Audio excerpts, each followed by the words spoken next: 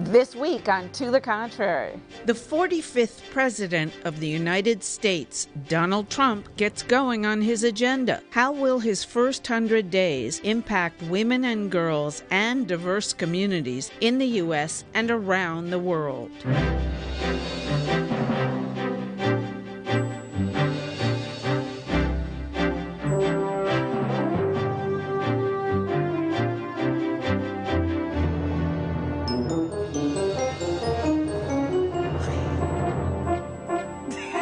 Hello, I'm Bonnie Hervé. Welcome to the Contrary, a discussion of news and social trends from diverse perspectives. Up first, the Great Divide.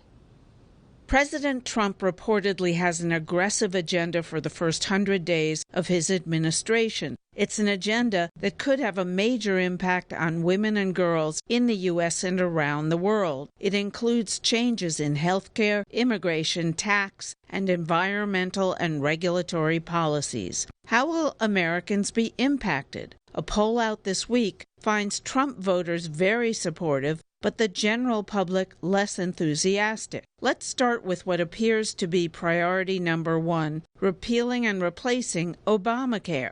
85% of Trump voters consider it extremely or very important. Only 44% of the general public agrees. First of all, it's not just Democrats. The majority of Americans really want to preserve their health care. They want to preserve women want to preserve their rights, their access to contraception, to health care, and when necessary to abortion services. They are just not going to take us back to the alleys, to the dark ages.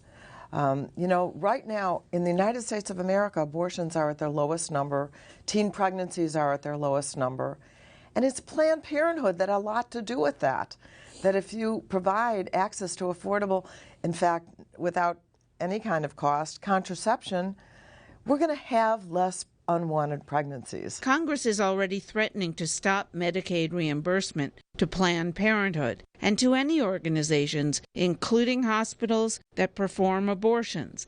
President Trump is also promising childcare and elder care changes as part of his first 100-day plan. He's proposing childcare and elder care tax deductions. He's also giving employers incentives to provide on-site childcare and create tax-free dependent care savings accounts with matching contributions for low-income families. First daughter Ivanka Trump is said to be very influential in creating this policy. Trump also plans to move ahead on individual and corporate tax cuts and his immigration policy, including plans to build a wall on our southern border. On immigration, 78% of Trump voters versus 38% of the general public believe we need to make dramatic action to curb illegal immigration a priority. 35% of the general public supports building a border wall, while 75% of Trump supporters support the wall. Democrats in Congress and many NGO leaders want to turn fears about what the Trump administration may do to programs for underserved populations into a movement. Teresa Younger is president of the Ms. Foundation for Women. The foundation has a video on its website about how to participate in the resistance movement. The march and all of the activities that have gone on are reminding us that we won't go back, and we can't stop the work that we have done. And that we're going to just have to be more vigilant than we've ever been before in order to maintain and sustain those rights. And so, we're talking about how do we raise more dollars so that those dollars can go into the field so we can fight the fight both in the state houses as well as in Congress in Washington, D.C. So, Ann Stone, what impact will the first 100 days of the Trump administration have on women, children, diverse communities, and the underserved? The rhetoric against Trump on all of this has been overheated and overhyped, and you're about to find out that everyone will benefit. Women, children, men, everybody. I'm going to go big picture and say that much of this will be around his, the humility he shows, the compassion, the generosity, if they start going down the road with punitive after punitive measure, it's going to be a horrible 4 years. But the tone will be set early. Specific issues I expect Trump to reveal job creation, what economic policies are going to address this issue? First 100 days in terms of communities of color, zero impact, because during the campaign he made it clear that African American communities and how to improve our lot in terms of criminal justice reform, safety with the police, and even an economic agenda that benefits our communities, we were practically invisible to him in his campaign, so I don't anticipate much. But when you say zero impact, it's going to be a huge impact because a lot of funding for programs that supported African American and other diverse communities is going to go away. Well, I think we're dealing with a president who thinks that impacting African American communities can be comprised of hiring Omarosa, and you know, we need more than that. But if he even changes his rhetoric and how he talks about Black Americans, because he made us sound really dangerous during the campaign, that would actually be a step in the right direction, and that to me would be a more successful 100 days than I think some of us anticipate. All right, you're on the transition team. What, first thing Well, up, I'm health care. advising, yeah. Advising. So what's the first thing? Health care. Is Obamacare going to be repealed? Replace and repeal, and the two will coincide. So you're not going to have a gap, contrary to all the hype that's out there. So that'll be fine. But no Republicans have a plan yet, right? Oh, yeah, they do. They Yeah, have the study committee lots of different plans. The study committee's had a plan for 6 years. You can go to their website. That's one of the places that is a base that they're operating off of. There's some disagreements around the edges, but there are certain core principles they all agree on. They will get there. It'll be fine, and they will delay the repeal to coincide with replacement. There won't be a gap. Can I just there say, will be. Wait. You want to know what you want to know the rest, because Obamacare is only part of it. Tax reform will come very quickly, and regulatory reform. In fact, regulatory reform will start day one. I think you will see a lot of regulations that the President Obama and his team put in to protect the environment, to deal with making sure, for instance, that schools supported kids with disabilities, that, you know, that in housing that there was not discrimination, in the Justice Department that there were civil rights investigations. I think all of those regulations are going to get repealed pretty quickly. Things that are in control of the administration. Things that have to go through the Congress are going to take a lot longer.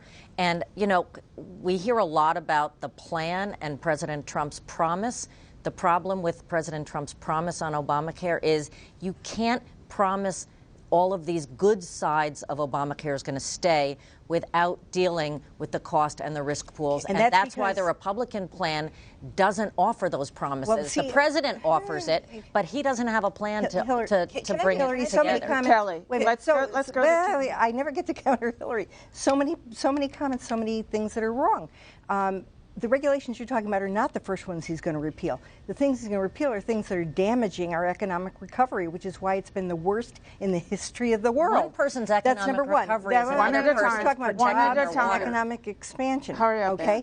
And past that, all the other stuff that you're talking about that's so negative, this is hype. You're going to see that that is not the case. All right, Kelly. Can I just say something, though, that's very important to this conversation, which is this. Someone else said this, and I agree with it wholeheartedly, which is rooting for this man to fail would be like rooting for the pilot of the plane that you're on to crash. Right. Yeah. And so I hope you're right, Ann. I want to see him succeed because I want to see our country succeed. But you said that a lot of what we're criticizing is from heated, overhyped rhetoric. A lot of his rhetoric has been heated and overhyped, which is why a lot of us are not hopeful, particularly from some of the communities. But not These are the things he said he was going to do, and that his nominees have said they are going to do. He did not say he's going to take things away one from at a time, or nobody can be heard if we talk over each other. Okay. All right. You talk about economic reform. Right. Front page of the Wall Street Journal this week. Not exactly an unfriendly newspaper to Trump. Trump dollar slumps because Trump is talking it down. It's down 1.5% because of him. And it will come up just as easy. Let's clarify that. First of all, again, the regulatory issues that will be addressed are the ones that have been hampering job creation in the United States. And coming from the financial industry, I can tell you firsthand, the lending has stopped to small business, which is the major job creator of the United States. It benefits it benefits our entire community, particularly the Black and Hispanic community that has really been underserved during the last 10 years. I would say so now, having seen this firsthand, but let me finish also. I think that the strong dollar has been a patriotic address. a lower dollar. The reason Trump supported it is because it encourages exports of the United States, which is also another economic engine that moves. That's what he was addressing. The U.S. operates with a trade imbalance. But I think all of this is kind of a moot point if he doesn't at some point decide to act like a president. And that's what I think a lot of us are waiting on. Is I want to see this man succeed because I love America, I love our country, I'm proud of our country. Okay, but we need someone. I want to get to some. I have a list of specifics that I want to go over. Planned Parenthood. Quick responses, please. Planned Parenthood gone. Funding for it. Virtually everything that I talk about, I do not think that we are going to the apocalypse. I agree with President Obama. What I am doing is simply repeating back the things that his nominees have said that they want to do. When you have the Secretary of Education going there saying that she is not going to commit to keeping the requirement in public schools to help kids with disabilities, that says something scary. When you have the President of the United States on the campaign trail saying, I'm going to get rid of Planned Parenthood, I believe him. These are the points. Anne's making the argument, you know what, that was all just talk. That's all hype. But I think you have to concede that actually these people are making these promises to constituencies that elected them. Clara. And the question is whether they'll deliver to them or not. Clara. I think it's going to be more debatable than we realize. And let me clarify, get rid of Planned Parenthood funding. Planned Parenthood will continue to operate. It will be a strong element in our community. But again, the debate is in, and we'll see what happens. What about funding for overseas? We spend $1 billion a year giving other countries through USAID, not funding for abortion, no abortions, not even referrals for abortions. But it does help women in poor countries Women's have health issues, 2 children instead of 7 that they can't feed. Yeah, I don't see a change in that. I don't see a change in that because it's actually as much a health issue as an economic issue. I'm sorry, the Republicans have targeted this money for the last, 15 years, and now they'll have the power of the Congress and the president to pass it. So and within that 15 years, they had the power to do it, and they never did. No, they didn't. They had a Democratic president who vetoed it. Okay, women and work. Ivanka Trump's supposed to have all kinds of power here. She's proposing some plan about paid maternity leave. What's in it? Well, Ivanka has a wide range of things she wants to do to help women, working women and women who work inside the home as well. But the Childcare credits and program to help working mothers get affordable childcare is very high up on her list. But there's more than that. I mean, she really Is it going to help poor women? Is she well. proposing anything that helps poor women? Yes. So it's not just tax credits. It's the ability Funding? to get affordable childcare. Yeah. Well, the proposal during the campaign was about giving tax credits, and of course a lot of poor women don't have a significant tax liability. Well, and it's in the first 100 days statement. Ivanka Trump is kind of a wild card here, and I hope Anne helps Ivanka Trump succeed on everything she says she wants to do. But I just look at some facts, which is she's in theory running the hotels of the Trump organization. She doesn't give her own employees paid family leave. So now she's going to figure out how to give it to the country. God bless her.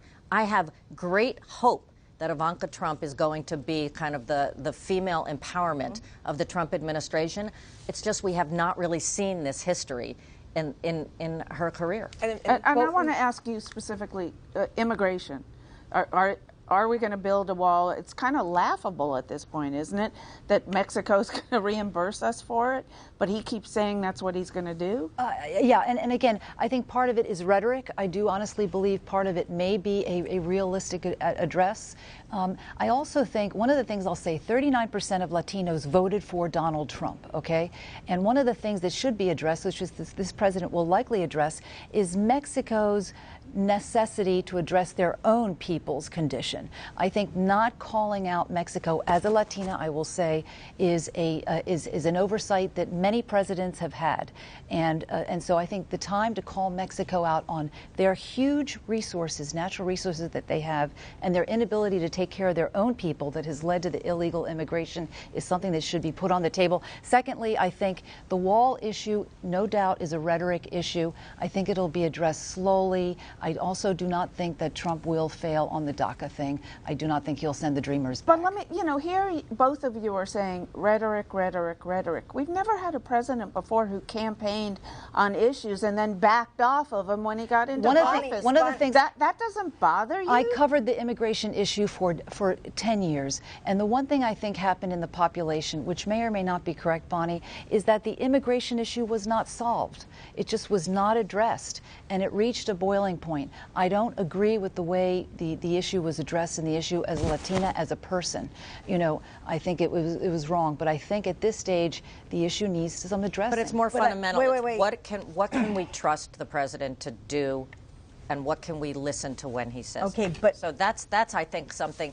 It and seems like we need a little more transparency. The answer is, as Kellyanne Conway, former regular on To the Contrary, said recently, don't listen to his words, listen to his heart.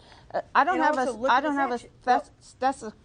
talking about rhetoric, sorry. When we're talking about rhetoric, I'm not talking about his rhetoric being so overhyped, although there's been some and a lot of it's been misunderstood. I'm talking about the rhetoric against him, the overhyping of horrible things he's going to do and it's the apocalypse and the world's coming to an end. No, and that's why they've set the bar so low, he will soar above it. All right, from women, children, and the underserved to millennials. Young people, particularly young people of color, have a deeply pessimistic view of Donald Trump's presidency. That's according to a new poll of Americans between 18 and 30 years old by Gen Forward. The respondents also said they expect to be worse off at the end of Trump's term, not better off. It's even more pronounced among young people of color. Less than a fifth of young Black and Latino Americans think their lives will improve under Trump. And young Americans, by a wide margin, expect Trump to be divisive and fail to unite the country, and to go down in history as a not very good or even a poor president. As far as campaign promises, young Americans expect Trump will follow through on cutting taxes for the rich and deporting millions of immigrants living in the country illegally. However, less than 4 in 10 think Trump will succeed in building a wall along the Mexican border. This poll comes along with other polls showing Trump is historically unpopular among voters of all ages when it comes to incoming presidents. What's the main issue for millennials from Trump? What would make them, because they poll against him at this point, what would make them poll for him? Well, a name change? I mean, I don't really know what to say there. I mean, in his defense a little bit, Hillary Clinton didn't do so hot with millennials in certain key swing states, which is an argument can be made that's part of why she didn't win. But I will say that millennials in general are more open-minded and tolerant on certain social issues and in terms of racial justice issues. And, we can debate how much Trump's language was overhyped, but at the end of the day, he was sending out tweets that were seen as denigrating Latinos. He was sending out tweets saying that African Americans are responsible for the overwhelming number of homicides against white Americans. Not true. He believes the Central Park Five should have been executed. They were exonerated. This is problematic for most younger people who have grown up in an age of, Fresh Prince of Bel-Air and The Cosby Show and having friends of different races. They don't believe in hearing people speak that way about other people or about women. What about his cabinet, which is and his 90% white or something, and does not reflect the rest of the population? But what I will say is, it would have been nice if some of the millennials who are criticizing, who are responding to these polls, who are marching in the streets, had actually bothered to vote. Because as I wrote in my first column after the election, Colin Kaepernick has been one of the most visible millennials who's been critical of the criminal justice system in terms of how African Americans are treated, and he announced he didn't bother to vote in the presidential election, didn't see it as important. He's not the only one. So if anything, Donald Trump could end up being a great thing for millennials because he could be the catalyst that ensures that they all vote in the future. Will there be a movement coming out of this march? I know you're on the other side, but will, they are saying the meaning of this march is we're not going back, and it includes women, men. And no one's asking him to go back, and the Trump campaign officially does not want a response to the march. We want them to have their day, have their say, get it all out there. We'll be listening, we'll be watching. But the bottom line with all of this is that until people really decide that they want to give him a chance and want to start to work together, they're not even going to be willing to open their minds to see if good things are happening. And the reason millennials are so against him is, you know, Hillary Clinton spent millions and tens of millions of dollars on ads that convinced them that he is heinous, as well as some of his own words, which she repeated again and again and again and again. If he'd said it once and it disappeared, it'd be one thing, but it was again and again and again. So these are the children of the PC. These are the children of the politically correct. These are the children shaped by a culture that hates Trump and has gone overboard in the way they've portrayed him. Well, I mean, we're talking about 60% of young people, so I don't think you can talk about this as children of the PC. I think you have to talk about this as our future. And I think that you have to have a president who not just is a good role model for them, but you have to talk about a president who actually speaks to them, speaks to their future, doesn't think about kind of lining the pockets of their friends or flouting ethics laws because they doesn't have to deal with them. And I think that what you will have is people watching really closely. That, you know, the one advantage Donald Trump has right now is the entire world is watching him. If he wants to do the right thing, if he wants to inspire, if he wants to make change for good, if he wants to be inclusive in the economic, you know, opportunity of America, people will notice. Because, but you made the right point. If he wants to, but he has not shown it yet. Bernie Sanders spoke to millennials' future. He talked about college tuition costs, which are amazingly high. More young people live with their parents than are getting married. And the data just came out last week, Bonnie, that showed that millennials at this age are making 20% less than their parents did. So these economic issues, however we feel ideologically different, Bernie Sanders did bring out. Trump and the administration will have to talk to these issues. What about the movement, though? I want to get back to the end product of the march. Is there going to be a we're not going back movement out of this? Well, actually, to me, the movement has actually been, you know, a sign of hope, and let me tell you why. I just spoke to a pro-life virgin by choice. You know, it's a choice she has made in her 30s, who was planning to go to the march. Now, a lot of my friends don't check those boxes, and they're going to be at the march. But they're marching side by side because they care about women and girls.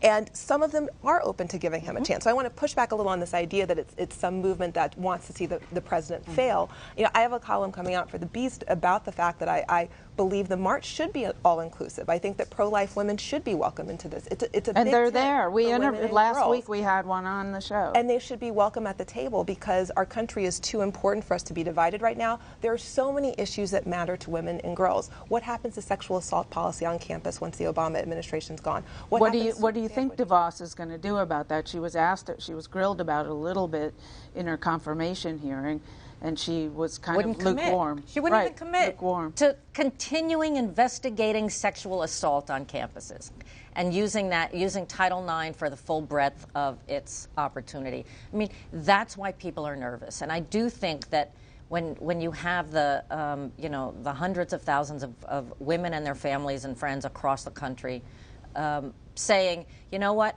we are nervous. This is a scary time. There are a lot of issues on the table. We have made a lot of progress in the last 8 years. And we can, not only are we not going back, we can't afford as a country to go back. And I think that you are going to see, I believe, historic participation. My 18-year-old kids who are fairly politically cynical, not the kids. They've been around it too much with you. They are engaged. They are engaged in a way that I think that they might not have been had Hillary Clinton won. And it's because they're afraid. They're afraid for their own future. And again, I have a question about the ethics of millennials watching this cabinet with, for example, Tom Price, a doctor who pretty clearly committed what is called an insider trade, a series of insider trades. But wait a minute. No, he did. He knew in advance. He tried to claim that he didn't. No. But if there were a neutral Justice Department, that was fake news. It's not fake. It was. It was not fake. Bonnie, insider trading. Insider trading is actually not illegal. If you look at Nancy Pelosi, if you looked at other people, have been insider trading in political circles for quite some time. There was a book written by Peter Schweitzer about this issue, exposing it. But the point is that that it was not illegal. Now, the details of Tom Price, we can talk about and expand on, but the point is that it was interesting how politicians for decades have been using insider information. But it was debunked for We are almost out of time here. So, but the message. I mean, you say it's not insider trading. The fact is, I spoke with a former CFTC lawyer who says all the elements of insider trading are there, but the Justice Department won't prosecute because Jeff Sessions will be running it. I'm sorry, we're out of time. That's it for this edition. Please follow me on Twitter and visit our website, pbs.org/to the contrary. And whether you agree or think to the contrary, see you next week. Tape is still rolling, so keep